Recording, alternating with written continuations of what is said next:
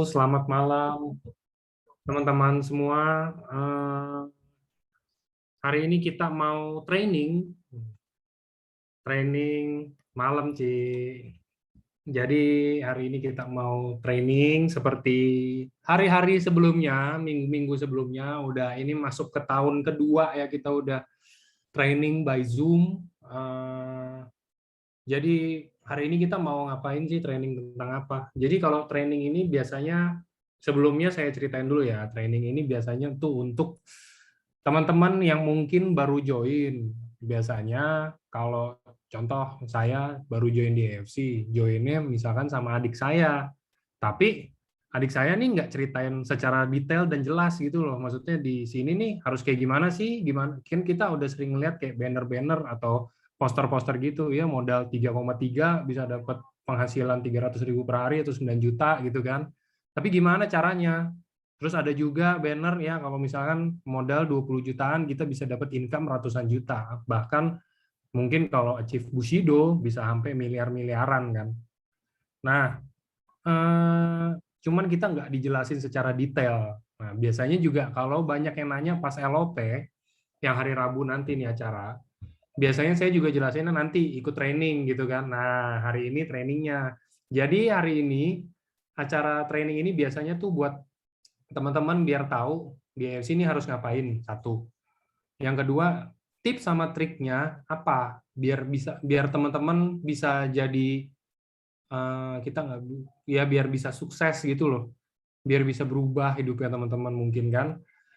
Jadi kita harus ngapain sih hari ini trainingnya itu tentang ini masalah yang banyak dialami sama orang sih kalau menurut saya ya.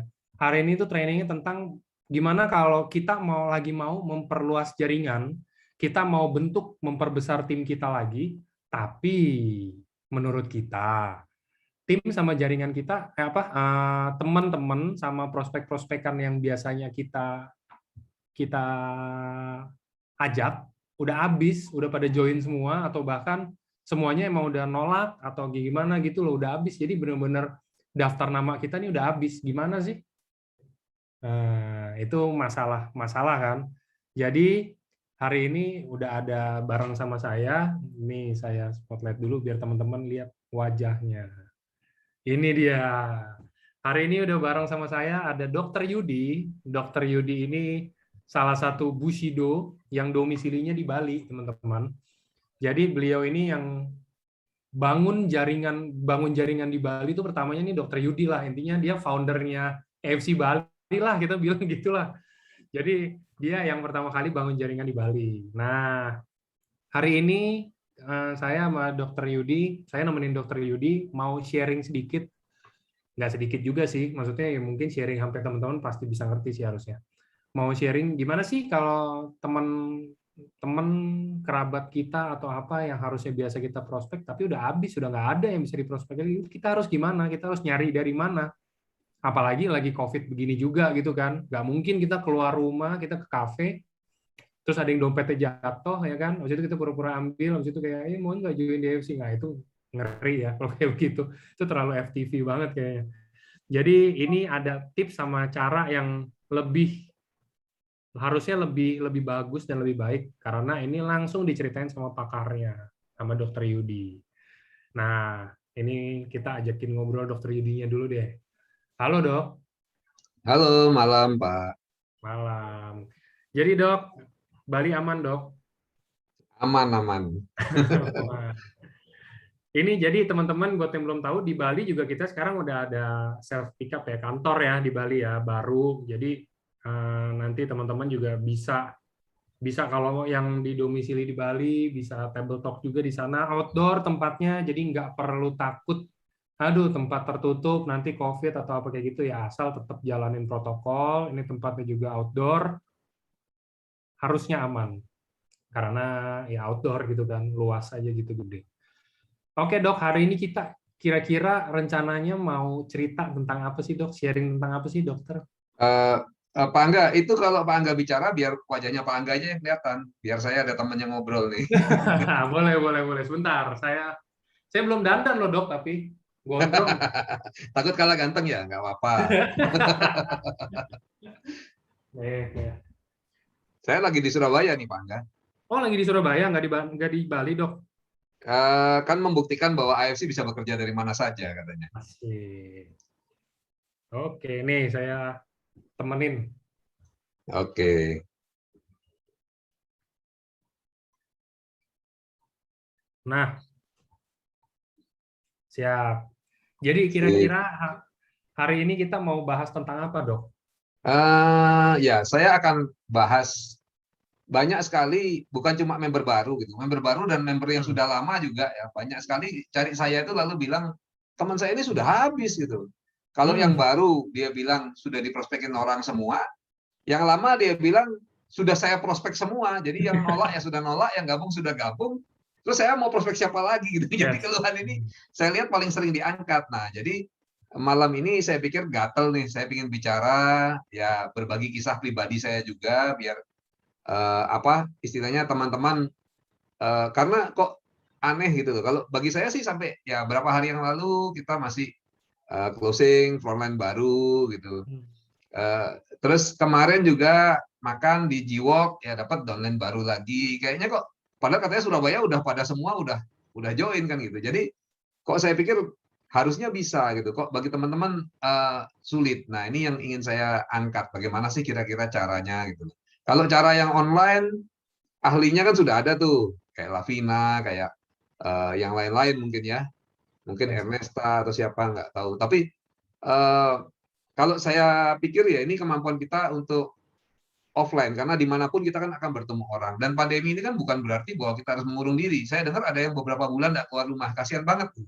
Saya tetap Hmm. jalan-jalan nih, baru sepedaan dari Batu ya, baru ya di mana-mana gitu. Jadi baru ke Bedugul, ke Batu, terus Surabaya. Jadi ya kita nggak usah takut selama protokol kesehatan kita terapkan. Dan kalau kita sudah pakai produk AFC harusnya kan juga daya tahan tubuh kita lebih baik daripada orang normal lah gitu. Nah itu saya rasa udah bisalah untuk kita tetap bertemu orang walaupun secara berhati-hati. Yes.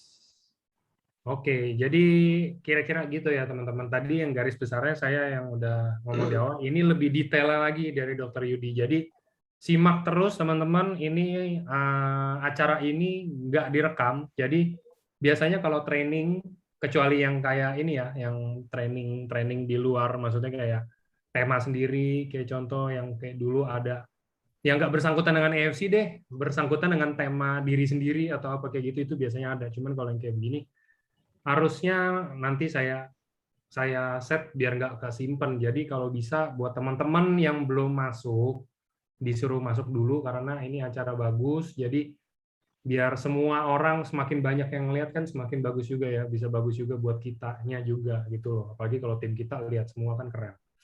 Oke, silakan kalau mau mulai, Dok. Oke, saya share screen dulu ya. Oke.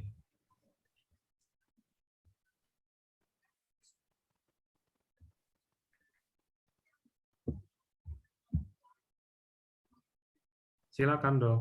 Udah keluar. Oke. Oke, jadi yang ingin saya bahas adalah kehabisan teman atau prospek. Karena seperti tadi kan sering banget ya bagi member baru maupun yang sudah lama putus asanya itu satu hal gitu. Yang baru bahkan kadang-kadang belum join sudah prospek teman-temannya. Lalu pada saat dengar wah temannya sudah join gitu, terus dia bingung gitu. Prospek 3 atau 5 teman ternyata 3 atau 5 sudah join gitu. Lalu merasa saya tidak mungkin bergerak di AFC lalu nggak jadi join. Gitu.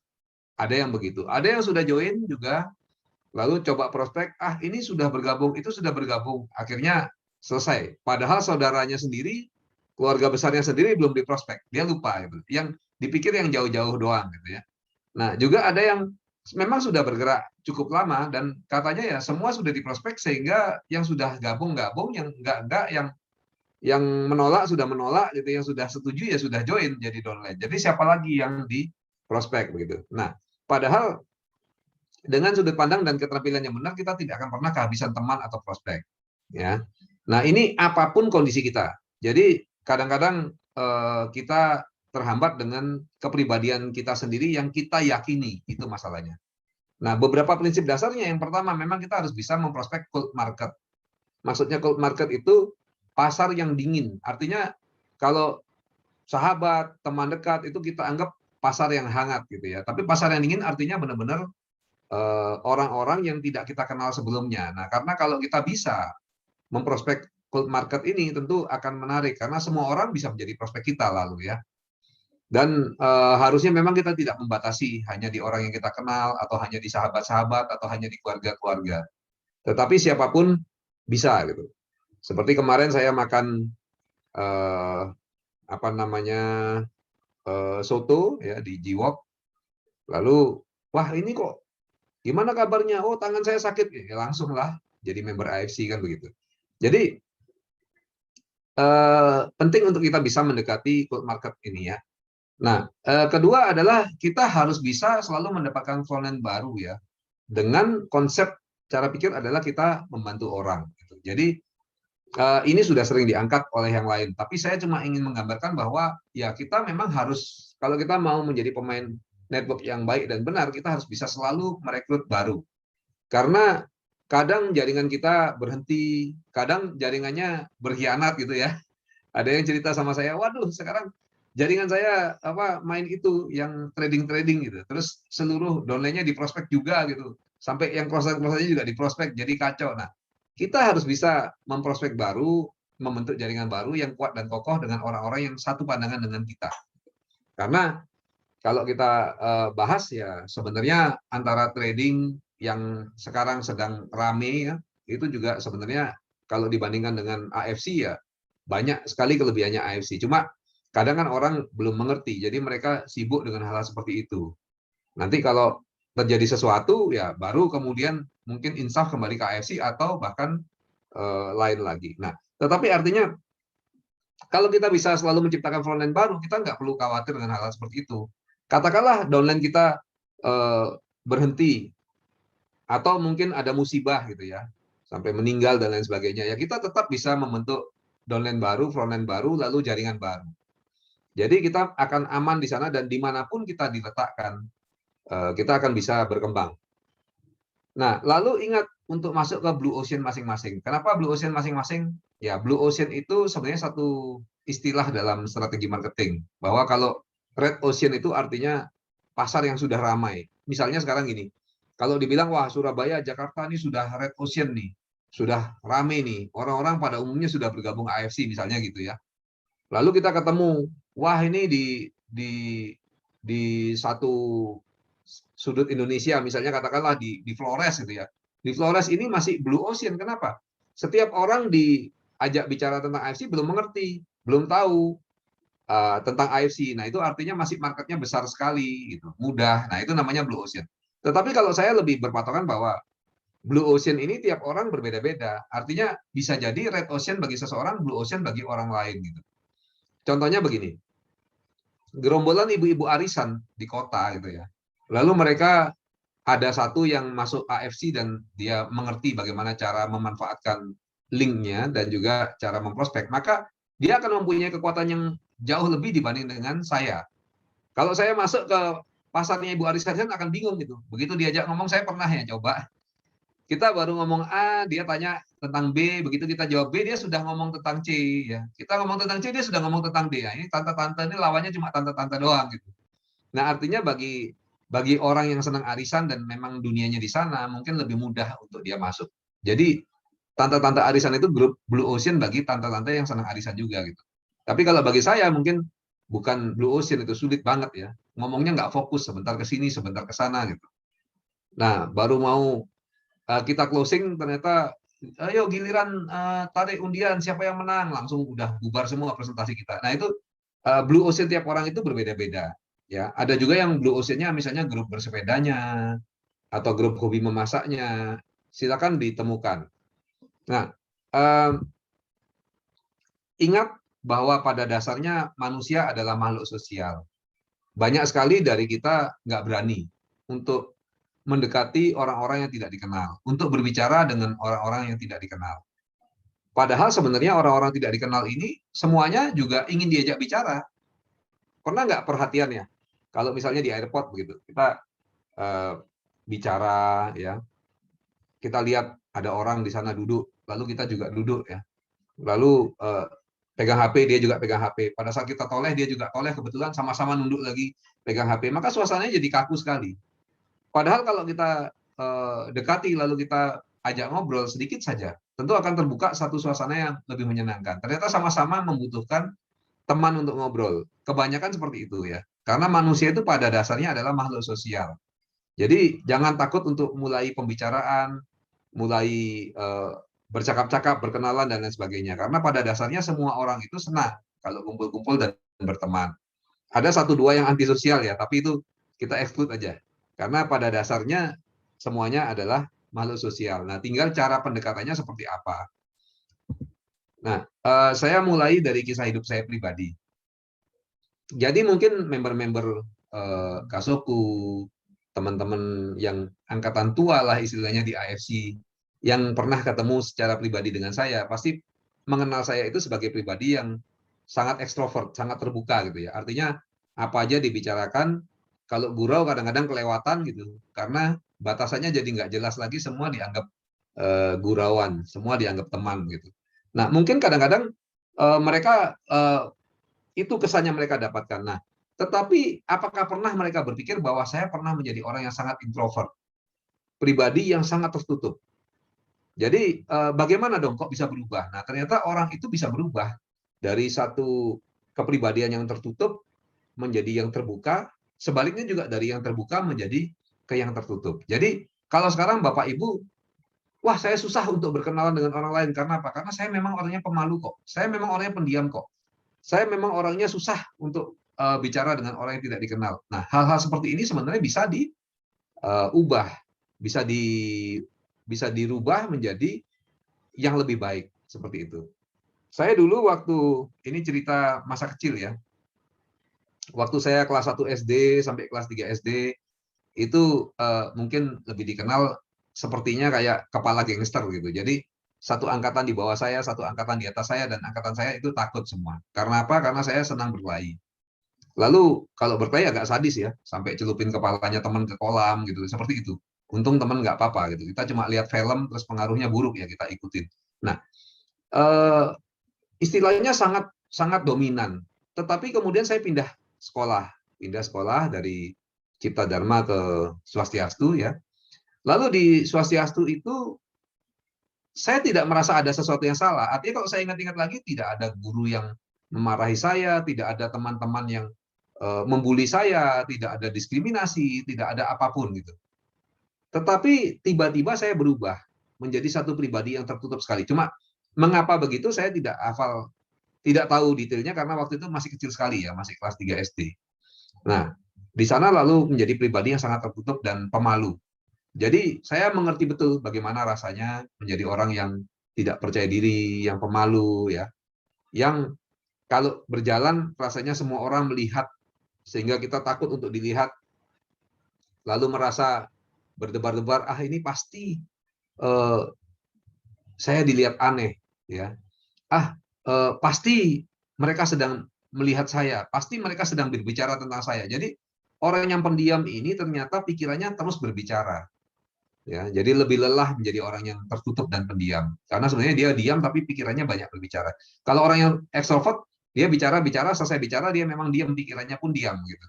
Jadi saya sudah mengalami. Nah, perubahan dari orang yang dominan, yang ekstrovert menjadi introvert itu terjadi pada saat pindah sekolah. Jadi pencetusnya adalah satu lingkungan yang baru pada saat itu.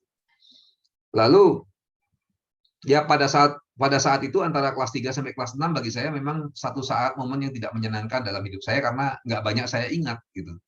Saya memang masih main-main dengan teman-teman, ya, mempunyai beberapa sahabat juga, tapi rasanya hidup hanya berlalu begitu saja, tidak berwarna gitu, tidak ceria. Nah, sampai kemudian eh, terjadi sesuatu, yaitu ada seorang teman yang mengatakan yang menurut saya itu teman wanita, ya, waktu itu mungkin masih romance gitu, ya. Jadi merasa nyaman aja dengan teman wanita. Nah, pada saat itu saya berbicara bahwa wah harusnya kamu bisa jadi juara kelas gitu. Lalu teman itu malah balik berbicara harusnya kamu yang jadi juara. Nah, saya bilang dari mana lihatnya, karena saya kan dari dulu dari SD juga ingin juara, dan teman-teman kalau SD kalau juara kan diberi hadiah ya, kita dapat apa namanya hadiah juara 1, juara 2. Sering kali saya berpikir loh, saya ingin juara 3 aja gitu. Suatu kali saya juara 3, bagi saya itu sudah sangat berarti sekali, terima hadiah di depan. Tetapi nggak bisa gitu. Nah sekarang tiba-tiba teman yang saya anggap bisa juara tiba-tiba berbicara kalau saya bisa juara, tentu sesuatu yang aneh gitu. Nah di sana lalu saya ketawa ya, tapi dia bilang, serius, kamulah seharusnya yang juara. Saya bilang, dari mana kamu lihat? Loh, kamu ini pintar katanya. Tetapi mungkin karena kamu tidak pernah belajar. Saya bilang, ah tidak begitu. Dia bilang, coba kamu ingat kapan terakhir kamu belajar. Terus saya ingat-ingat, ya memang saya tidak pernah belajar gitu. Terus dia bilang begini, udah gini aja. Sekarang kamu belajar aja 15 menit. 15 menit aja satu hari belajar. Nanti kamu akan melihat perubahan yang terjadi. Kemudian saya pikir 15 menit no big deal lah ya, artinya cuma 15 menit apa sih ruginya gitu, mudah dong. Ya udah saya mulai akhirnya untuk belajar pada saat itu. Nah pada saat saya belajar 15 menit sehari, terus terjadi perubahan. Yang saya rasa itu tiba-tiba kalau teman-teman mau ujian berkumpul bertanya kepada yang juara 1, terus yang juara 1 nggak bisa jawab. Saya pikir kenapa nggak tanya saya ya gitu. Kenapa enggak tanya saya? Tapi karena saya waktu itu tertutup dan pemalu, saya enggak berani ngomong. Cuma saya pikir tanya ke saya aja, saya akan jawab dan akan terangkan gitu. Terus saya pikir kenapa yang juara 1 enggak bisa? Itu awalnya seperti itu yang terasa. Nah, ternyata pada akhir tahun diumumkan bahwa saya menjadi juara, bukan juara kelas, tetapi juara umum 3. Nah, hal ini mengubah hidup saya. Jadi begitu tahu juara 3 umum, ya langsung percaya diri dan confidence itu muncul. Lalu ya the rest is history. Jadi sisanya itu udah kayak masa lalu aja. Hidup saya jadi berwarna ya. Saya jadi istilahnya jadi macam-macam lah di sekolah. Ketuanya ini, ketuanya itu, dan kemudian juga gurau dan segala hal yang saya lakukan saya yakin akan berhasil dengan mudah gitu. Itu yang dan sejak tahun-tahun berikutnya saya juara 1 umum ya terus. Jadi ternyata satu titik itu bisa mengubah. Nah, karena itu saya ingin bahas di sini bahwa apa? Ternyata pribadi yang ekstrovert bisa menjadi introvert, lalu bisa menjadi ekstrovert lagi. Tinggal kita cari bagaimana caranya. Cuma ini kan kalau cerita di kehidupan saya itu dilakukan dengan cara tidak sengaja. Tetapi sebenarnya kalau dengan sengaja kita mau eksplor, saya yakin itu bisa. Yang penting ada kemauan dan keyakinan dari kita semua. Ya, dimulai dari pola pikir. Karena kalau pola pikir kita sudah negatif, nggak bisa kok. Saya memang segini-segini aja, saya memang bodoh ya, misalnya gitu. Atau waktu kecil saya ini kurang protein nih, kurang makan gitu. Makanya Indomie terus atau apa. Itu ya susah. Tapi kalau kita yakin dan percaya, maka dengan mudah kita bisa mengubah diri kita. Jadi ingat untuk selalu mengenakan pola pikir positif ya. Jadi itu satu hal yang penting. Saya lihat tadi hot button tiap orang itu berbeda. Kalau tadi dilihat bahwa untuk saya hot button-nya adalah tadi pada saat dibilang udah belajar aja 15 menit lalu terjadi perubahan, saya masih belum sadari, tetapi begitu hot button itu mulai ditekan, boleh dibilang pada saat ayo belajar 15 menit sehari ya. Hasilnya adalah benar-benar listriknya mengalir dan berfungsi pada saat mendapatkan juara umum 3 itu. Karena sejak saat itu bagi saya mudah untuk selalu menjadi juara begitu. Nah, ini hot button tiap orang ini berbeda. Ada kadang-kadang omongan dari seseorang atau membaca buku atau peristiwa kejadian atau justru tuntutan-tuntutan kehidupan. Tapi apapun itu, ayo temukan hot button kita masing-masing sehingga kita bisa berubah. Saya percaya semua di sini punya kemampuan untuk mengubah diri, untuk menjadi juara, untuk menjadi hebat. Ya, dan caranya ya tadi, temukan hot button Anda. Apa sih yang kira-kira bisa mengubah, bisa menimbulkan kemauan luar biasa dan akhirnya bisa membuat Anda menjadi orang yang berbeda. Lalu yang perlu saya singgung lagi adalah lakukannya setahap demi tahap gitu. Jadi nggak harus super cepat ya. Kadang-kadang kita kalau ingin langsung lihat ke katakanlah mendaki gunung atau naik tangga yang tinggi sekali, kita lihat ke ujungnya kayaknya aduh nggak mungkin deh. Capek sekali pasti naik ke sana dan lain sebagainya. Tetapi kalau kita mau melangkah selangkah demi selangkah, tentu itu sudah bukan lagi sesuatu yang sulit, ya. Artinya di sini sama di AFC ya. Di AFC ini jangan berpikir Bapak Ibu langsung ingin menguasai seluruh ilmunya, misalnya Budi Darwin, Ko Budi Darwin ya, atau ilmunya Ardian, atau ilmunya Yohanes ya, atau ilmunya Pak Niko. Mereka itu memang sudah lama melatih dirinya ya, dengan keras dan juga dengan bersemangat gitu. Jadi kalau kita baru bergabung ya kita harus melatih diri kita. Nah, kadang-kadang ada orang yang bisa cepat, ada orang yang bisa lambat, tapi tidak masalah. Seperti kita lihat di gambar ini ya. Ada yang sudah dewasa, dengan mudah dia bisa menaiki tangga. Yang kecil mungkin bagi dia relatif lebih tinggi tangganya, relatif lebih sulit naik tangganya. Tapi tiap orang kalau mau melangkah, satu langkah demi satu langkah, maka pasti akan mencapai tempat di atas itu. Itu yang harus kita sadari, bahwa perjalanan panjang itu kalau kita naikin satu langkah, ya tidak berpikir jauh-jauh, tapi ayo satu langkah lagi, maka bukan hal yang sulit untuk kita bisa mencapai tujuan kita. Nah, ini yang banyak orang tidak melakukan. Ya, yang mereka lakukan bercita-cita untuk di atas, melihat ke atas, bermimpi bahwa di atas, tapi tidak mau naik tangganya. Itu masalahnya. Saya yakin kalau semua mau melatih diri, naik satu tangga, naik satu tangga, naik satu tangga, maka tidak lama 5 tangga terlampaui. Tidak lama lagi 10 tangga, 25 tangga, akhirnya 250 tangga, akhirnya tujuan tercapai. Nah, apalagi di AFC ini, di jaringan ada satu hal yang istimewa. Istimewanya apa? Ya karena seperti orang laki dewasa dan anak kecil ini. Itu upline Anda adalah orang laki yang dewasa tadi. Dia sudah tahu jalannya, dia sudah lebih kuat, dia sudah lebih berpengalaman, dan dia menggandeng tangan Anda, menuntun Anda untuk ke atas, ya, membantu Anda pada saat Anda kurang kuat, ditarik ke atas, gitu, sehingga lebih ringan untuk naik, dan membimbing di jalan yang benar, di alur tangga ini, gitu ya. Nah, sekarang kembali lagi kepada anak kecil ini, apakah dia mau berjalan atau tidak? Kalau dia tidak mau berjalan dan tiba-tiba menjatuhkan dirinya, ya sulit juga, gitu ya. Tetapi kalau dia mau ikutin jalan, ya, sambil ngobrol dengan riang, tentu dengan mudah bisa mencapai atas tangga juga. Nah, ini perumpamaan yang baik sekali bagi kita. Ingat bahwa upline itu fungsinya membantu, tetapi bukan berarti bahwa sukses Anda itu kewajiban upline ya. Karena ada juga beberapa yang bicara dengan saya, wah gimana nih kok saya tidak bisa jadi daimyo gitu ya misalnya. Wah salahnya dokter Yudi nih misalnya begitu. Wah itu ya keliru ya, karena kesuksesan kita masing-masing tergantung bagaimana respon kita masing-masing. Karena tuntunan itu pasti, bantuan itu pasti diberikan. Nah, percaya diri dan keyakinan ini sangat penting. Ini dalam segala hal akan terlihat Bapak Ibu. Misalnya gini, kita mau kenalan aja dengan orang gitu ya.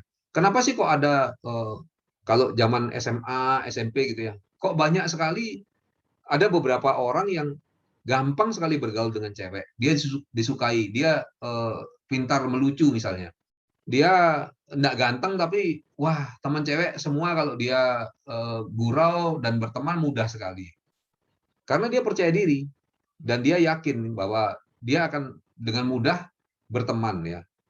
Tapi ada juga yang walaupun ganteng atau pinter, tapi nggak punya cewek sama sekali. Kenapa? Karena tidak percaya diri. Nah, jadi semua hal dari berpacaran, ya, apalagi prospek, apalagi bermain jaringan, semua itu kembali awalnya dari percaya diri dan keyakinan. Kalau kita sendiri nggak percaya diri, ya susah bagi orang lain untuk memaksa kita percaya. Nah, lalu bagaimana kita membuat orang lain percaya kalau kita sendiri tidak percaya? Itu kan jadinya repot ya. Nah, kadang kita mau beritahu orang bahwa produk ini bagus, tapi kita sendiri nggak yakin produk ini bagus. Gimana produknya? Ya, orangnya juga nggak yakin. Tapi kalau kita memang sudah minum, yakin, ya, sudah tahu apa isinya, sudah tahu apa kelebihannya, tentu mudah bagi kita ya untuk meyakinkan. Kita tinggal bilang, oh ini loh, satu produk yang luar biasa sekali, ya. Karena apa? Karena ini, buktinya ini. Saya konsumsi begini, keluarga saya begini. Nah, tentu akan berbeda ya. Pada saat kita percaya diri, mudah untuk kita memprospek dan menghasilkan closing. Memang kepribadian ya, kalau di personality plus itu kan ada, mungkin udah ada yang baca bukunya ya. Kalau belum, sengaja saya singgung sedikit Supaya apa? Supaya di sini semua membaca sendiri. Karena kalau kita membaca sendiri, kita akan tahu secara mendalam. Kalau diceritain mungkin tahu hanya kulit-kulitnya saja. Di personality plus itu ada 4 tipe kepribadian. Memang pada dasarnya kita itu ada yang dengan mudah bergaul ya, sanguin ya, dengan mudah bergaul, dengan mudah eh, berteman dengan siapa saja dan ingin selalu menjadi pusat perhatian itu ada. Gitu. Tetapi seperti saya bilang tadi, kalau dari kisah hidup saya, hal itu terjadi bisa dipelajari dan bisa berubah loh dari waktu ke waktu. Bisa orang itu menonjol dan eh, menjadi seakan-akan tipe sanguin ya, tapi bisa juga menjadi tipe yang lainnya. Nah, ada 4 tipe kepribadian, nanti silakan dibaca sendiri ya sehingga tahu masuk tipe kepribadian yang mana. Tetapi sangat penting untuk kita membaca personality plus itu karena dari sana nanti kita akan mudah mengetahui seseorang yang kita prospek termasuk tipe yang mana. Jadi bagaimana cara pendekatan yang mudah supaya dia bisa bergabung ya. Karena seperti orang yang inginnya taunya detail ya. Kalau kita berbicara detail dia bergabung. Tentu berbeda dengan orang yang uh, kepribadian lain. Nah, uh, saya ingin singgung bahwa kita tidak masalah uh, kondisi awalnya bagaimana ya, lalu kondisi apapun itu, kondisi uh, pengetahuan kita, kepribadian kita dan sebagainya itu tidak masalah. Yang penting kita harus selalu bergerak maju. Artinya, ayo hari ini apa sih yang lebih maju? Apa sih yang membuat kita menjadi berbeda dengan kemarin? Apa yang membuat kita menjadi lebih baik? Itu yang harus dilakukan. Oh hari ini saya mau baca buku, misalnya. Buku apa itu ya? Misalnya 4 personality tadi, personality plus boleh gitu. Oh saya mau baca buku tentang leadership, boleh. Mau baca buku tentang apa saja gitu. Silakan, karena itu tetap menambah pengetahuan dan membuat kita selangkah lebih maju. Lalu oh hari ini saya akan memprospek dengan cara ini. Oh, besok saya akan prospek dengan cara ini. Karena memang kita harus mencoba berbagai macam metode sehingga ketemu yang paling pas. Sehingga pada saat kita ketemu orang A, oh cara prospeknya begini. Ketemu orang B, oh cara prospeknya begini. Gitu ya. Karena nggak selalu semua harus dikeluarkan seluruh ilmunya. Kan pada saat kita baru bergabung, kita bingung nih mau ngomong apa. Karena apa? Pengetahuan kita masih sedikit. Jadi kalau disuruh prospek, kita bingung nih. Apa ya? Gimana ya? Nah, sebaliknya kalau udah ikut beberapa saat lucu ya, kita punya terlalu banyak ilmu, terlalu banyak pengetahuan, sehingga pada saat prospek bingung juga itu. Dikeluarin semua waktunya jadi panjang sekali, akhirnya yang di prospek jadi nggak bergabung lagi. Nah, disinilah kita perlu berlatih, mana yang perlu kita bicarakan, mana yang kita perlu keluarkan, secukupnya saja sehingga orang bergabung dulu. Nanti setelah bergabung, baru kita proses lebih jauh. Jadi misalnya dengan kasus yang kemarin, yang closing baru ya, karena orang tersebut sakit, tangannya susah menggenggam, ya.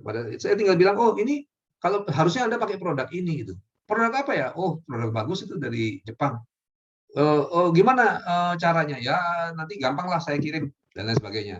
Nah langsung closing, selesai dulu di tahap itu. Kalau saya sering setahap itu ya sudah transaksi terjadi. Setelah itu mungkin 2 hari kemudian baru kita follow up lagi. Ya follow up lagi, kita tanya, bagaimana rasanya? Wah, kalau dibilang, wah, bagus ini, ternyata gini, gini, gini, baik, sudah selesai kerjaan kita. Ya kan?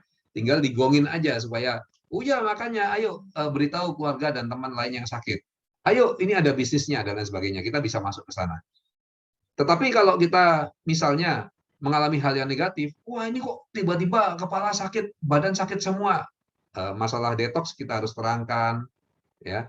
Lalu kita beri lagi ilmu tentang isinya produk apa, aman ya, 100% natural, isinya apa, isinya ini fungsinya untuk apa, kenapa kok ada detox, mungkin arah percakapannya ke sana di pertemuan kedua. Lalu nanti 2-3 hari lagi kita telepon lagi, bagaimana? Oh ini kok detoxnya nggak berhenti-berhenti ya, kita mungkin masuk ke ilmu-ilmu lainnya. Kalau oh sudah bagus, kita mungkin masuk ke bisnisnya ya. Ayo, ini bisa menghasilkan sesuatu yang besar. Misalnya seperti itu untuk kasus kemarin. Tetapi bisa juga kasus itu dimulai dari presentasi bisnis gitu ya. Silakan aja disesuaikan dengan orangnya. Tapi artinya apa? Kita harus selalu bergerak maju, harus selalu menciptakan sendiri metode yang paling efektif. Artinya dari segala ilmu yang ada yang kita dengarkan ya dari Pak Niko, dari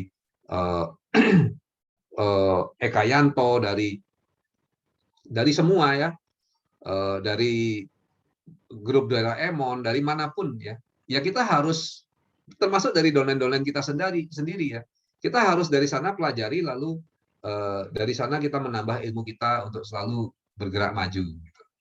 Nah, kita boleh punya idola sebagai acuan. Jadi misalnya, wah idola saya adalah, kan tiap orang beda-beda ya. Idola saya adalah Komodi Darwin. Kenapa? Karena dia pintar hitung-hitungan. Biasanya kalau orang flekmatis cocok ya. Karena senangnya yang detail, hitung-hitungan, angka-angka begitu. Wah, saya ingin seperti dia, silakan. Gitu. Jadi ilmu itu harus kita kuasai juga. Atau ada yang ingin ilmu lain gitu ya. Misalnya seperti Pak Niko yang wah bicaranya menghanyutkan gitu misalnya, menyentuh hati. Gimana caranya? Nah, silakan kita bisa pelajari juga. Jadi silakan idolanya yang mana, tetapi jangan mengukur diri Anda menggunakan ukuran orang lain. Maksudnya gini, wah dia kok sudah bisa begini begini begini bagus, saya kok belum. Saya berarti berbeda, saya berarti lebih buruk, saya berarti lebih bodoh misalnya begitu. Nah, hal ini yang jangan sampai terjadi gitu. Ya, kita boleh, wah si A hebat ya. Ya samalah seperti misalnya gambar yang saya ambil ini. Kalau Anda yang cewek lalu membandingkan, waduh dia cantik sekali ya. Saya kok enggak cantik seperti dia, dan merasa bahwa Anda nomor 2 dibanding dia, nomor 100 dibanding dia. Itu hal yang salah. Karena tiap orang pasti punya kelebihan masing-masing. Tinggal kelebihan itu yang dicari, kelebihan itu yang dipergunakan gitu ya. Sehingga kita bisa menjadi orang yang lebih baik. Nah, latihan sekarang. Bagaimana sih Dokter Yudi caranya latihan gitu ya? Supaya kita bisa selalu memprospek orang baru sehingga kita bisa mempunyai frontline terus-menerus gitu. Bagaimana sih latihannya? Yang pertama yang harus kita lakukan dan yang harus kita latih downline kita untuk lakukan adalah kita harus bisa berbincang dengan orang-orang yang belum dikenal. Jadi caranya mudah ya. Kita silakan ke tempat makan atau di airport ya, atau dimanapun kita berada, tentu ada orang lain. Nah di sana coba deh dari orang yang tidak dikenal langsung kita dekati, coba memulai percakapan ya, lalu berkenalan gitu. Wah tentu susah ini Dokter Yudi. Sebenarnya tidak ya. Saya dengan istri jalan pagi 3 hari yang lalu ya, sempat jalan pagi keliling komplek perumahan. Lalu lihat ada yang nanam hidroponik. Wah, seger-seger sekali, bagus sekali hidroponiknya. Ya, langsung kita dekati. Wah, ini bagus sekali hidroponiknya. Ya, tentu yang punya jadi senang ya. Langsung bercerita, malah ditawarin, ayo masuk sini ke rumah saya gitu. Terus bincang-bincang tentang hidroponik, kita bertanya tentang hidroponik dan lain sebagainya. Akhirnya berkenalan lah gitu ya. Jadi sebenarnya cara berbincang-bincang dan berkenalan ini dengan orang yang tidak dikenal ini sangat mudah dan coba dilatih. Nanti dengan topik apapun kita bisa masuk. Ini juga saya alami dulu pada saat saya masih jadi orang yang introvert, yang pemalu begitu ya. Saya bingung karena kami mahasiswa kedokteran Udayana itu dikenal kekuatannya dengan community health based. Jadi bagaimana kesehatan masyarakat itu menjadi ujung. Nah, karena itu latihannya adalah kami disuruh nginep di rumah warga gitu ya, yang tidak dikenal, langsung kita nginep di rumah di desa begitu. Bayangkan ya, di rumah di desa yang orangnya banyak, kita tidak kenal, kita suruh nginep di sana gitu. Tentu repot sekali bagi saya. Nah, pada saat itu saya diam, banyak diamnya karena waktu itu masih termasuk orang yang pemalu, yang introvert. Tetapi beberapa teman saya dengan mudah lalu berbincang-bincang, berkenalan, bahkan akrab, ketawa-ketawa, disuguhin kopi. Akhirnya saya mendekat, saya observasi apa sih yang dibicarakan. Ya, suatu ketika dia bicara tentang cuaca awalnya, misalnya, panas ya cuacanya sekarang ya, nggak pernah hujan ya belakangan ini. Lalu jadi pembicaraannya akrab. Kadang-kadang dia berbicara tentang anak orang tersebut, Pak berapa punya anak? Lalu apapun ternyata bisa, bahan pembicaraan itu bisa dimulai gitu. Jadi coba untuk latihan, cobalah Anda yang merasa pemalu, yang merasa introvert, yang merasa susah bergaul dan sebagainya. Coba dong paksakan diri Anda berbincang dan berkenalan dengan orang yang belum dikenal ya. Sapa aja, mulai aja berbicara apapun gitu. Jadi nanti akan bisa. Kalau perlu AU bingung ya ngomong, Pak, saya disuruh Dokter Yudi untuk belajar berkenalan gitu. Boleh nggak kenalan dengan Bapak? Misalnya begitu. Atau apa aja. Pasti kita bisa kok kenal orang baru itu. Nah, kalau kita latih ini dengan sering, maka kita akan jadi semakin ahli ya. Akhirnya dengan siapapun kita bisa berbincang, bisa berkenalan, dan akhirnya berkenalan itu bukan lagi satu beban, tapi satu hal yang menyenangkan. Jadi latihlah diri Anda, dan downline juga, banyak downline yang kenapa sulit untuk mendapatkan prospek baru, nggak kenalan dan berbincang dengan orang yang tidak dikenal aja nggak mau. Padahal lebih banyak pasar cold market daripada hot market. Ya, hot market atau warm market itu katakan yang sudah lama bergabung mungkin untuk wah semua sudah saya prospek. Tapi kalau cold market dimanapun kita bisa ketemu. Ya, sampai kapan? Nah ini ada downline saya barusan tadi cerita-cerita dia bilang gini. Salah seorang jenderal saya dia bilang loh, bagi saya prospek itu AFC itu seperti makanan rohani dia bilang. Nah sama, saya kalau berdoa, terus kalau orang tanya berdoanya sampai kapan gitu, ya teruslah katanya. Jadi saya juga prospek orang ya terus katanya gitu. Cari frontline terus gitu. Masa saya bisa bilang ke Tuhan, Tuhan saya berdoa 2 minggu ini ya, nanti setelah itu saya nggak perlu berdoa lagi ya, karena sudah cukup doanya gitu kan, nggak ada begitu. Sama, dalam mau prospek kita harus terus berkenalan dengan orang-orang baru, tetap sharing hal yang baik ini, dan kemudian kita bisa memproses jaringan yang baru ya, dengan semangat yang baru dan lain sebagainya. Jadi kita tidak boleh terlalu tergantung pada upline, juga nggak boleh terlalu tergantung sama downline.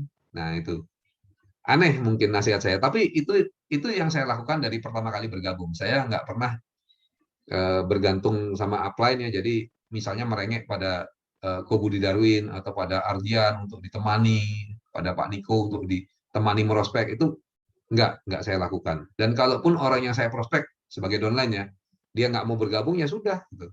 Kalaupun dia mau berhenti silakan.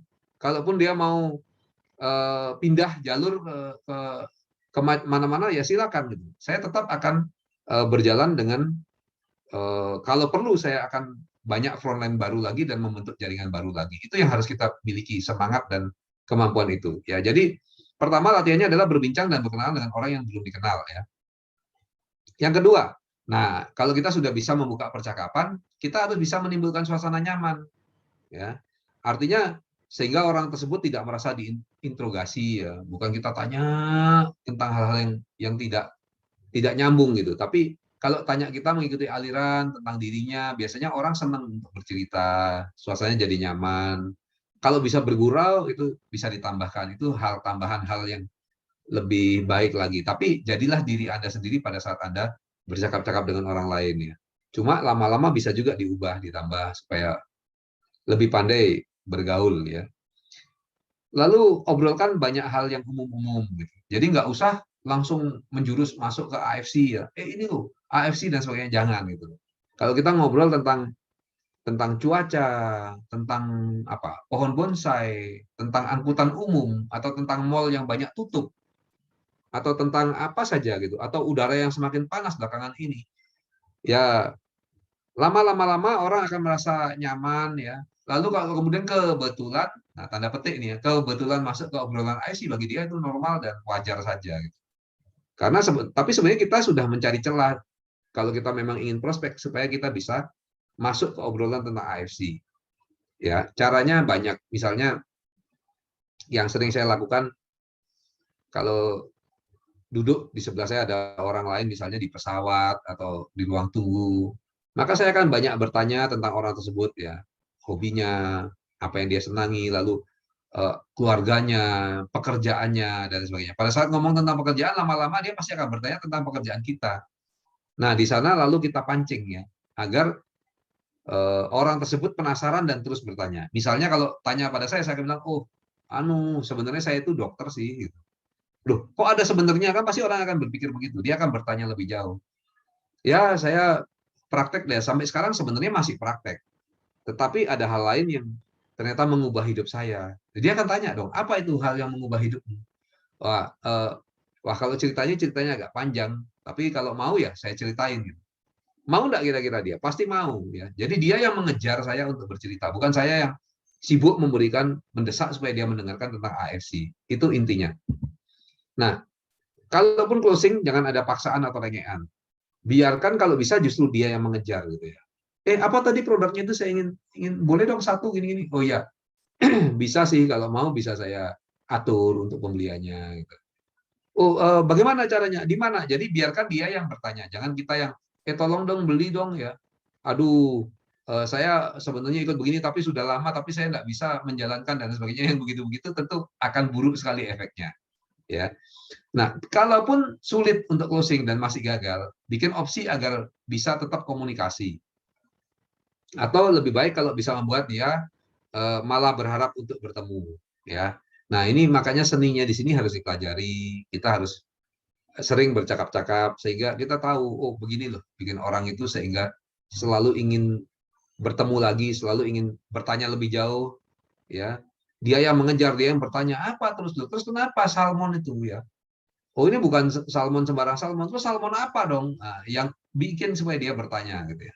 Saya pada saat itu teringat dengan cerita 1001 malam. Mungkin di sini ada yang tahu banyak atau beberapa yang tahu ya. Kenapa sih kok cerita-cerita yang menarik itu Alibaba, Aladin, dan lain sebagainya, Abu Nawas itu disebut cerita 1001 malam. Nah, Alkisah nih dulunya ya. Ada seorang raja yang nyentrik. Jadi raja ini dikhianati oleh istrinya. Istrinya selingkuh dengan saudaranya lalu akan membunuh dia karena saudaranya ingin menjadi raja. Nah, pada saat perselingkuhan dan pengkhianatan itu bisa diatasi, raja ini tetap berkuasa. Saudara dan istrinya dia hukum mati. Tetapi traumanya itu tersisa seumur hidup. Sehingga lalu dia mengambil keputusan bahwa dia setiap tidur dengan seorang wanita, maka wanita tersebut dibunuh keesokan harinya. Nah, hal ini tentu saja akhirnya menimbulkan teror ya. Karena di negerinya semua yang punya anak perempuan takut, dan anak perempuan yang cantik-cantik juga jadi takut, orang tuanya pun takut. Karena kalau diminta harus mau pada saat setelah satu malam bersama sang raja, maka besoknya pagi-pagi dibunuh. Selalu terjadi demikian. Nah, singkat cerita, banyak yang mati dan semakin negara ketakutan, maka anak Perdana Menteri malah mengajukan diri untuk bersama sang raja, untuk menemani raja tersebut satu malam. Nah, tentu Perdana Menteri sendiri panik ya, semua panik, tapi dia bilang nggak apa-apa, tenang aja gitu. Nah, lalu apa yang terjadi pada saat bertemu dengan raja, maka dibangkitkanlah keingintahuan sang raja. Ya, dibangkitkan keingintahuannya sampai raja penasaran terus akan ceritanya dan bertanya-tanya lebih jauh. Menjelang pagi hari, tiba-tiba sang putri bilang, wah dia menguap lalu bilang apa? Aduh dia sudah ngantuk sekali. Ya, cerita ini pada saat tegang-tegangnya, tapi dia bilang nanti akan disambung keesokan harinya. Akhirnya raja pada saat akan bunuh keesokan harinya dia penasaran karena tidak tahu sambungan cerita tersebut. Akhirnya dia bilang, oke, bunuhnya mungkin besok aja ya kali ya. Jadi dia bisa menemani raja 2 malam. Tapi di malam kedua juga sama. Dia bikin cerita seru ya atau disambungkan dengan cerita lain pada saat seru-serunya putus lagi ya. Sehingga pada saat pagi rajanya penasaran lagi dibiarkan. Nah, begitulah terus akhirnya putri ini bisa bertahan sampai mencapai 1001 malam ya dengan 1001 macam ceritanya. Dan akhirnya raja sadar ya bahwa pada saat itu ada satu pemberontakan dan lain sebagainya, putri itu membela dia, membantu dia, dan dia sadar akan kecerdikan putri ini dan cintanya. Jadi ceritanya akhirnya happy ending. Tapi ini cerita 1001 malam ini bisa dipakai pada saat kita prospek, kita harus bisa membangkitkan cerita bagaimana sehingga orang-orang itu mau mendengarkan, mau tanya terus pada kita, bukan kita yang sibuk untuk menawarkan sesuatu. Mungkin bagi yang mau nonton ceritanya ada yang versi barunya yang bagus itu namanya Arabian Nights ya. Jadi Arabian Nights itu bagus sekali.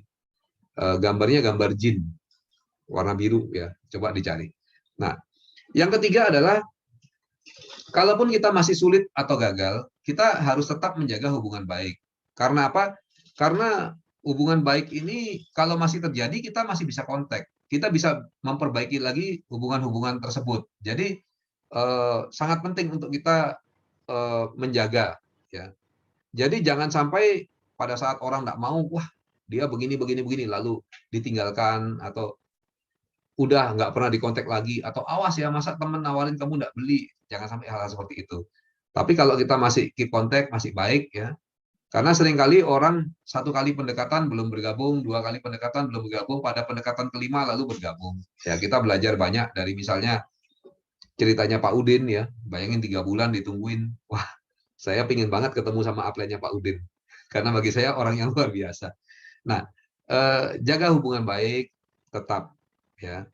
Lalu ingat selalu sempurnakan dan latih lagi ilmunya ya. Tiap ketemu orang coba mulai berbincang-bincang, mulai berbicara ya, sehingga bisa akrab. Itu aja target awalnya gitu. Jangan pikir mau prospek AFC dulu, tapi lama-lama kalau semakin sempurna ilmunya pasti semakin mudah ya. Semakin terlatih akhirnya jadi semakin mudah, akhirnya seluruh orang itu akan menjadi prospek Anda. Jadi nggak ada lagi keluhan, wah saya prospeknya habis, saya kok sudah nggak punya teman, saya kok sudah nggak punya keluarga dekat, sudah nggak ada lagi keluhan begitu. Karena siapapun yang ditemuin itu bisa menjadi teman, menjadi sahabat, menjadi keluarga dekat, menjadi anggota AFC, menjadi downline. Jadi nggak ada sebenarnya nama ceritanya habis, karena sebenarnya loh jumlah manusia itu banyak sekali ya. Saya sering kalau downline saya bilang, aduh sudah semua lo ikut AFC. Saya bilang, ayo sini. Saya ajak dia ke pinggir jalan. Lo ngapain nih dokter Yudi? Coba kita stop yuk kendaraan yang lewat. Lalu kita tanya, tahu AFC enggak Pak? Tahu AFC enggak Pak? Tahu AFC enggak Pak? Kira-kira berapa yang jawab tahu dan berapa yang tidak? Maka lebih banyak yang tidak pastinya. Lalu saya bilang gini, seringkali juga saya tanya pada downline saya, keluargamu yang sudah bergabung berapa orang? Coba jelaskan ke saya. Ternyata sebagian besar keluarganya belum bergabung.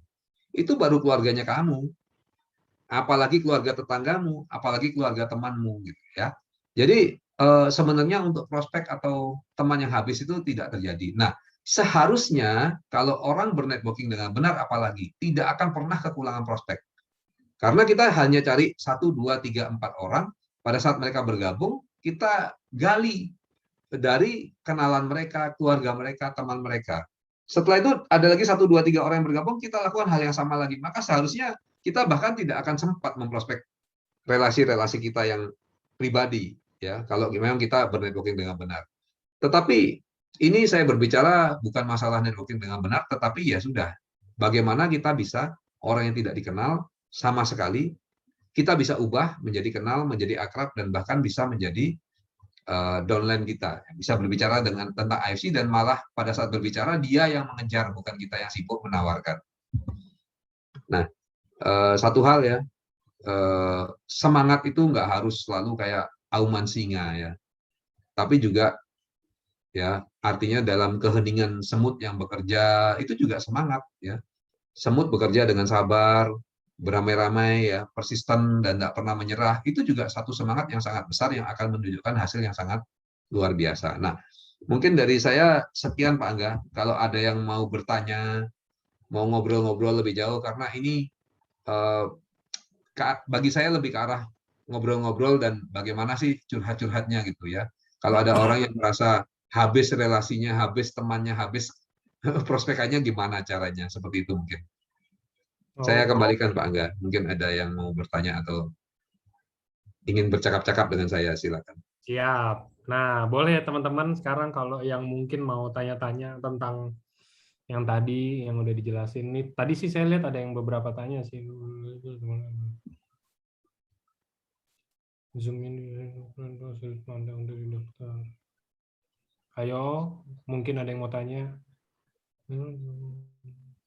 Nah, ini ada mungkin nanya lebih ke arah tips ya, Dok. Dok, saya kalau mau prospek gini loh. Kalau misalkan kita prospek orang yang ekonominya standar-standar aja, mereka probabilitas mereka untuk gabung biasanya lebih besar. Ya, itu emang. Cuman kalau dari kasus gimana kita kalau mau prospek orang yang udah punya aset banyak dan uang. Nah, saya tahu sebenarnya jawabannya, cuman biar dokter yang menjawab, biar dari sudut pandang dokter. Ya, sebenarnya semua memiliki kekuatan. Artinya gini, kalau yang bergabung orang yang punya uang tentu lebih mudah untuk membeli ya. Lalu mungkin relasinya pun lebih banyak ya. Pengaruhnya pun mungkin lebih besar sehingga lebih mudah membuat orang lain bergabung. Tetapi juga ada kekurangannya, yaitu pada saat dapat uang, ya katakan 100 juta bagi kita sudah besar gitu. Bagi dia nggak ada artinya nih, malah ngerepotin ya. Dia repot sedikit aja untuk 100 juta nggak mau karena income-nya misalnya 1 bulan 10 M gitu. Ngapain ngurusin 100 juta? Nah, tentu makanya banyak sekali orang-orang yang memprospek orang-orang hebat, lalu orang hebat tersebut bahkan tidak bergerak sama sekali. Ya, karena dapat uang ya bagi dia remeh, ini uang kecil gitu. Jadi itu kelemahannya. Tapi ada kekuatannya seperti saya singgung tadi. Nah, sebaliknya orang yang biasa-biasa saja atau bahkan tidak punya uang, memang lebih sulit untuk bergabung. Tapi sekali mereka bergabung dan sekali mereka bergerak merasakan uang, mungkin nggak sampai 100 juta pun, mungkin 25 juta pun, bagi mereka sudah dunia berubah. Mungkin 50 juta sudah rasanya dia punya surga. Nah, tentu mereka akan mati-matian bekerja, mati-matian berusaha, dan mereka tidak akan pernah berhenti di IFC. Nah, tentu keuntungannya ada. Karena itulah banyak leader-leader semua, kalau saya cerita, home talk-nya mereka kan banyak menyedihkan ya. Saya dulu nggak punya uang, saya dulu hidupnya susah, saya diambang kebangkrutan dulu. Nah, ternyata yang begitu malah jadi leader yang hebat, leader yang konsisten ya, daripada yang saya sudah kaya raya gitu ya, saya sudah punya BMW 5, Mercy 10 gitu. Nah, terus di sini hebat juga gitu, kayaknya lebih jarang. Nah, kita nggak usah memilih-milih lah, karena Tuhan itu memberi kita rezeki ya, dia sebenarnya sudah menentukan ini akan aktif, ini akan jadi ya, karena seperti banyak teman-teman bicara, mungkin lebih tepat Tuhan dan AFC yang memilih kita, bukan kita yang memilih AFC gitu. Karena dulu juga saya aneh, kenapa kok saya pilih AFC gitu. Tapi ternyata memang inilah yang terbaik. Jadi kita nggak usah mikirin kita prospek orang kaya atau orang miskin atau orang yang apa namanya istilahnya untuk bergabung awal saja nggak punya gitu ya. Saya ingat grup almarhum Pak Harto, leader saya yang sangat saya hormati ya. Beliau ini membernya malah banyak yang mulainya tanpa modal sama sekali. Jadi pada saat ditanya siapa yang di sini tanpa modal mulainya, banyak angkat tangan loh, itu leader-leader utamanya. Sekarang bisa punya sampai 9 diamond dan lain sebagainya. Tentu menarik. Nah, mereka tentu lebih bertahan ya karena hidupnya berubah di sini. Orang bergabung aja dulu nggak punya uang gitu. Dibanding dengan yang dengan mudah beli 3 diamond, mudah, setelah itu ditaruh aja atau dikasih-kasih orang. Bagi dia tidak terlalu berarti lagi hal-hal seperti itu. Nah, ini tentu lebih repot. Nah, mungkin itu jawaban saya, Pak. Jadi mungkin ada pertanyaan lain, Pak Angga? Oke.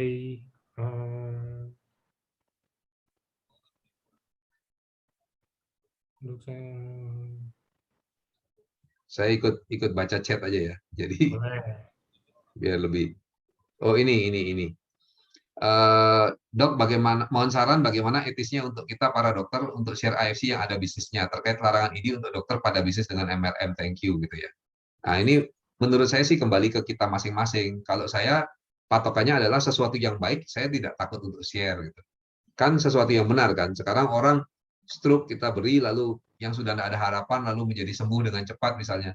Ini apapun yang terjadi menurut saya memang harus di-share. Dan masalah bisnis atau tidak bisnis ya, pada kenyataannya banyak sekali dokter yang punya bisnis ya. Ada yang punya hotel, tempat saya nginep kalau saya ke Palu itu yang punya hotel dokter gitu. Ya downline saya juga ada yang punya peternakan babi 300 ekor gitu ya. Ada yang punya kos-kosan, ada yang ya semua dokter dia mau bisnis atau tidak itu sebenarnya haknya masing-masing.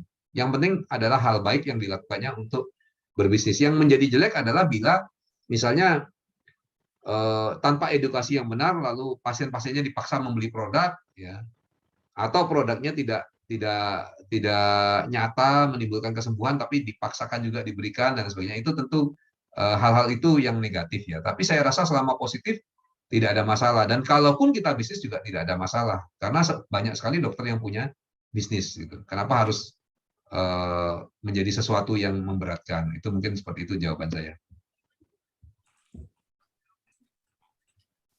Ini kok semua pada tanya bagaimana caranya merospek dokter. Iya, mungkin gini aja dok, itu kan jadi salah satu mungkin yang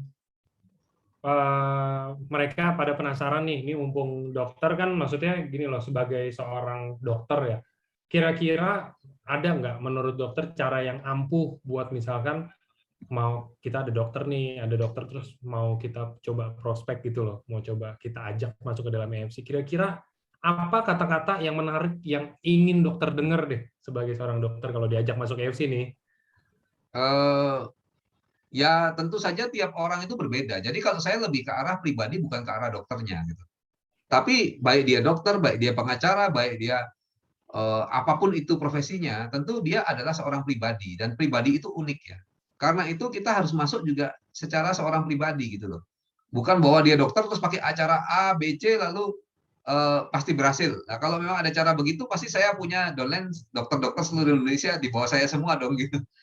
Bukan begitu. Jadi ya kita harus tahu dokter ini sifatnya seperti apa ya, terus apa hal penting bagi dia. Lalu kita mau masuk dari mana gitu.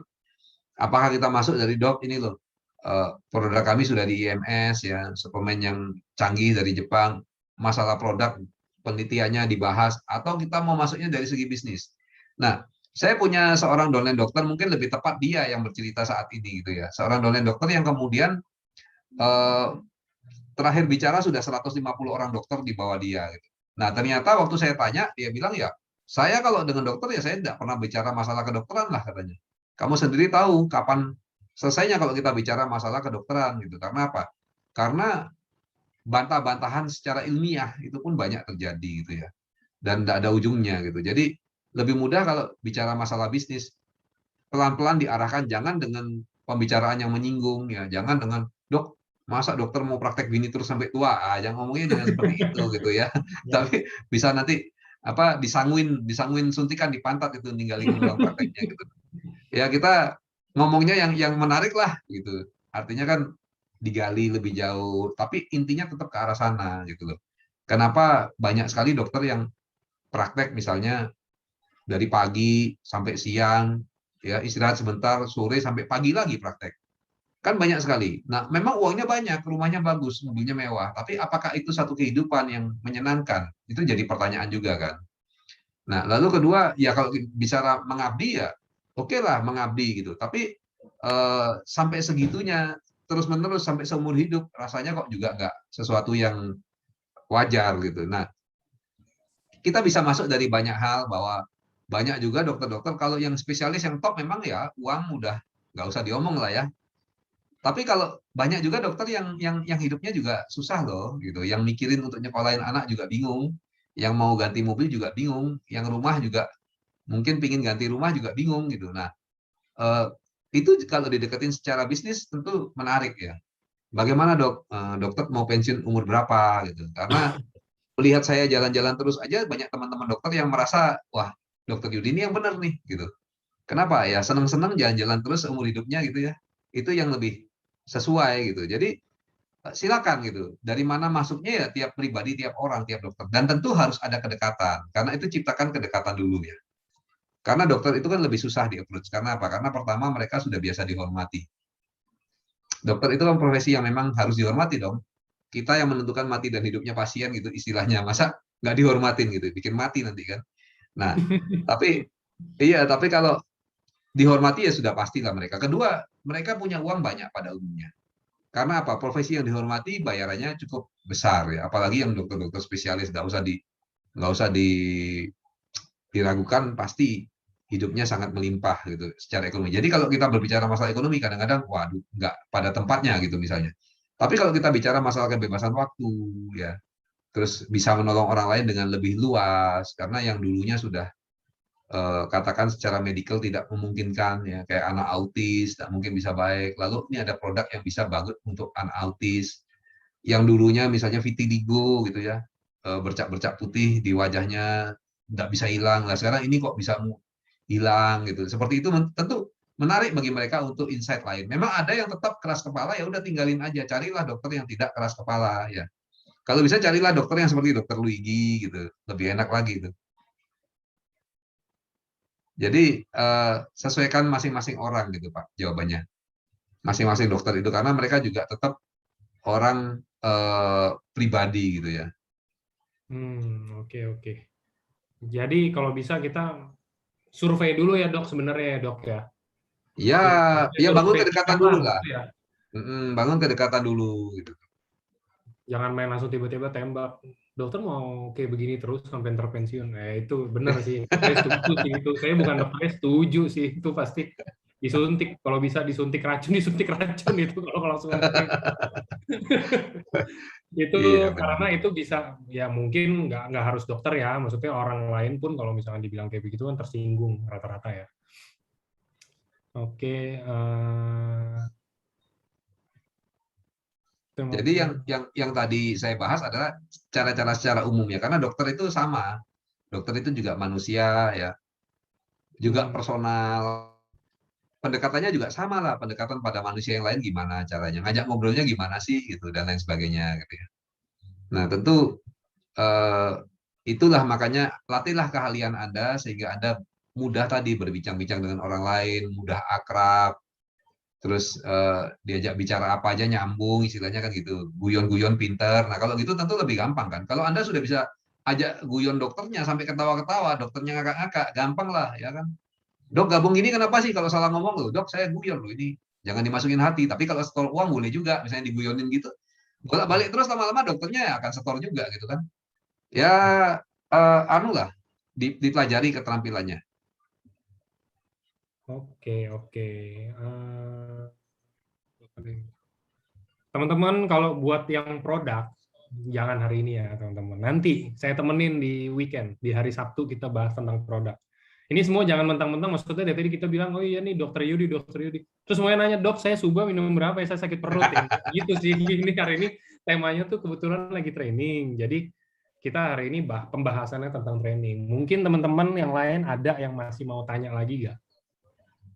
Mereka nggak tahu Pak Angga bahwa dokter Yudi itu dokter yang berbeda gitu ya. Jadi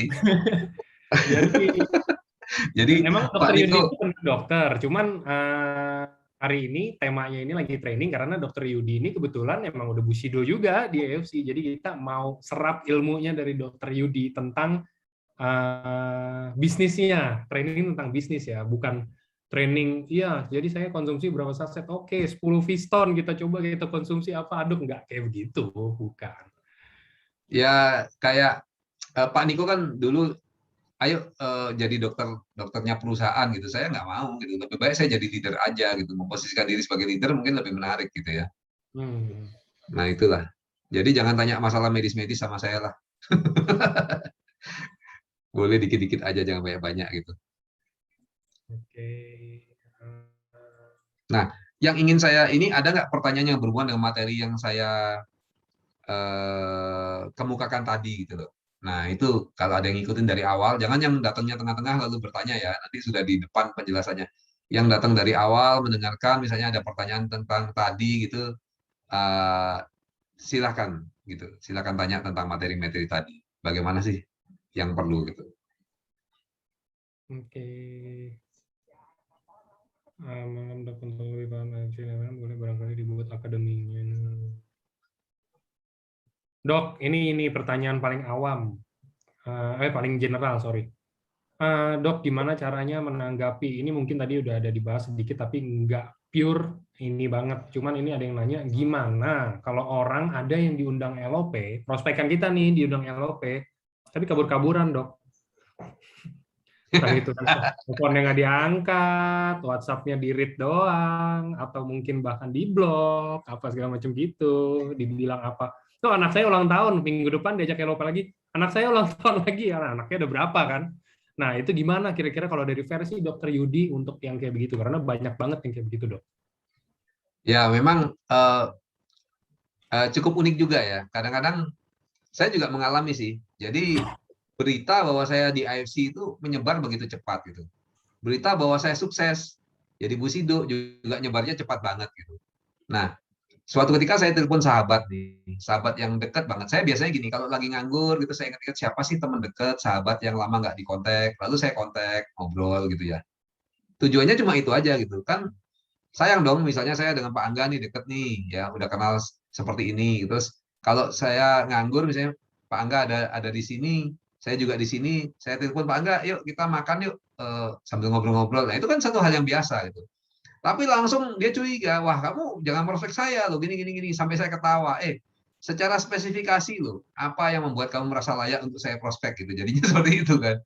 Jadi lucu juga kadang-kadang. Nah, mungkin pendekatan awal atau pada kasus itu pendekatan awalnya udah salah gitu. Makanya orang langsung ngeblok, langsung menolak, langsung merasa misalnya tiap ketemu ngomongnya AFC terus gitu ya. Maka tentu mereka nanti akan lebih apa ya resisten gitu loh. Karena itulah menurut saya prospek itu seninya di sana. Bagaimana kita mengajak dengan cukup tapi tidak berlebihan, tapi juga supaya berhasil kan begitu ya. Itulah seninya dimulai dan tiap orang beda-beda. Makanya ada yang lebih apa namanya lebih hebat dalam closing, ada yang susah banget closing gitu ya. Ya karena tadi sebenarnya, karena itu satu seni. Nah ini ada pertanyaan nih, kalau kita bergabung di sini, lebih baik marketnya dari mana? Dari yang hot ke warm ke cold market atau kebalik dari cold market dulu gitu ya? Ya tentu saja tetap mulainya yang hot market lebih gampang ya. Terus ke warm market, tapi juga cold market tadi jangan disingkirkan. Tapi saya bilang kalau kita bernetwork dengan benar, hal itu mudah. Kenapa kok networking itu angka keberhasilannya besar? Karena gini, saat saya punya downline, lalu downline saya punya saudara gitu. Sebenarnya adalah ilmunya yang dipakai adalah ilmu saya, tetapi kedekatannya adalah kedekatan downline saya sebagai seorang saudara. Karena itu pendekatannya biasanya berhasil. Karena yang maju kan saudaranya atau teman dekatnya gitu. Jadi kedekatan itu sudah tercipta. Lalu yang memberikan ilmu adalah upline-nya. Misalnya kalau downline ini baru bergabung ya gitu. Karena itu angka keberhasilannya tinggi, dari sanalah caranya. Makanya pada orang-orang yang baru bergabung seringkali dipesanin ya jangan prospek sendiri dulu gitu. Kalau Anda mampu dan hebat ya nggak apa-apa, tapi kalau enggak lebih baik awal-awal ditemani oleh upline-nya. Karena tadi ilmunya dari upline-nya, kedekatannya silakan dari Anda. Oke. Oke, ini ada lagi yang bertanya, Dok, gini nih, ini pertanyaannya panjang biar saya singkatin, saya ngerti, paham maksudnya. Dok, dokter kan Bushido nih, ada nggak saran dari dokter Yudi? Apakah gini loh, kan modal di EFC ini kita, let's say kita bilang ada yang mulai dari 3,3 juta sampai 21 juta lebih juga ada gitu ya dok ya. Ya. Apakah modal kita bergabung itu menentukan prestasi kita ke depannya? Sedikit atau banyak atau enggak gitu loh. Ya sebenarnya begini, semakin orang yang sama, artinya orang yang sama itu benar-benar sama sifatnya, sama kemampuannya, sama kemauannya dan lain sebagainya. Yang satunya punya modal banyak, yang satunya tidak. Ya jelas yang punya modal banyak akan lebih berhasil, itu kan. Tetapi kalau orang yang berbeda, nah ini jadi seni ya, karena ada yang modalnya sedikit tapi kemauannya kuat, ada yang modalnya banyak tapi males, misalnya begitu. Ya tentu kita tidak bisa menilai dari sana. Tetapi untuk yang sama ya jelas semakin lengkap modal seseorang. Artinya misalnya orangnya pinter, ya tentu lebih mudah berhasil daripada orang yang bodoh. Orangnya rajin lebih mudah berhasil daripada orang yang malas. Orang yang punya modal lebih mudah berhasil daripada yang tidak punya modal. Tentu begitu. Tapi artinya itu kalau kita head to head membandingkannya. Tapi pada kenyataannya kan orang tidak ada yang sama. Jadi nggak apa-apa. Yang penting nilai-nilai kekuatan kita itu yang kita gambarkan gitu loh. Jangan menyerah dengan sesuatu yang jangan gini. Ya katakan banyak sekali motivator top ya. Dia nggak punya kaki, nggak punya tangan kayak Nick Vujicic itu. Tetapi malah jadi motivator top. Loh kok bisa? Ya justru karena dia nggak punya tangan dan nggak punya kaki. Ya. Kalau dia punya tangan dan punya kaki, mungkin dia tidak akan jadi motivator setop sekarang. Nah, itu dia menggunakan kekurangannya untuk menjadi satu kekuatan. Pada saat lihat dia jatuh, orang sudah bingung gimana cara bangunnya. Ternyata dia menemukan cara bangun. Ya. Terus bahkan dia bisa berenang, bisa segala macam. Orang kagum, oh nggak ada tangannya, nggak ada kakinya, luar biasa. Kenapa saya yang punya tangan dan kaki tidak bisa menjadi orang yang luar biasa? Nah, lalu dia akhirnya menjadi motivator yang top. Seandainya dia punya tangan dan punya kaki, mungkin topnya dia motivatornya nggak seperti sekarang. Jadi sebenarnya satu kekurangan itu bisa menjadi satu kelebihan. Nah sama, Bapak Ibu kurang dalam hal apa? Jangan itu yang diungkit-ungkit, jangan itu yang dilihat, jangan itu yang difokuskan. Tetapi fokuskan dan ungkit dan buatlah suatu kelebihan-kelebihan yang ada itu menjadi menonjol dan menjadi sesuatu yang hebat. Nah ini kita lihat banyak sebenarnya di kehidupan kita di YouTube banyak ya sehari-hari. Justru inilah yang menarik. Orang yang wajahnya sangat buruk misalnya, lucu, atau giginya misalnya tongos dan sebagainya, malah dia manfaatkan akhirnya menjadi selebriti yang top di internet. Ah, itu kecerdasannya, dan itulah kalau dia misalnya nggak punya gigi yang gondrong, mungkin malah nggak sengetop sekarang gitu, misalnya begitu ya. Jadi nggak apa-apa, kita nggak usah khawatir dengan kekurangan kita, yang penting kita bisa menggunakannya menjadi satu kelebihan. Dan bagaimana caranya ya? Ya masing-masing itu kan tiap kasus beda-beda, harus masing-masing belajar dan melatih. Mungkin seperti itu, Pak. Oke, oke, ini kayak pertanyaannya udah mulai rada yang general, yang mungkin udah sering dijawab dan tadi bahkan udah ada yang beberapa dijawab ya. eh Kalau menurut saya kayaknya udah, saya tutup aja acara hari ini. Thank you Dokter Yudi, Oke, waktunya, thank you. sharingnya keren banget, rame banget hari ini. Tadi semuanya pada nagih, kayaknya nanti boleh sekali-sekali kita bikin lagi dok, yang temanya yang nyentrik lagi kayak begini dok. Ini temanya nyentrik nih kalau menurut saya, soalnya yang lain kayak how to sukses apa kayak gitu. Ini enggak, Dokter Yudi beda. Ini gimana kalau misalkan teman atau kerabat prospekan habis. Nah ini menarik kan, makanya rame nih, makanya hari ini semua pada dengar. Thank you Thank you, dok, thank thank you. you teman-teman semuanya yang udah hadir. Thank you, Pak Selamat, Angga. Thank you, thank you. teman-teman semua. Sampai ketemu Sampai ketemu, selamat malam. malam.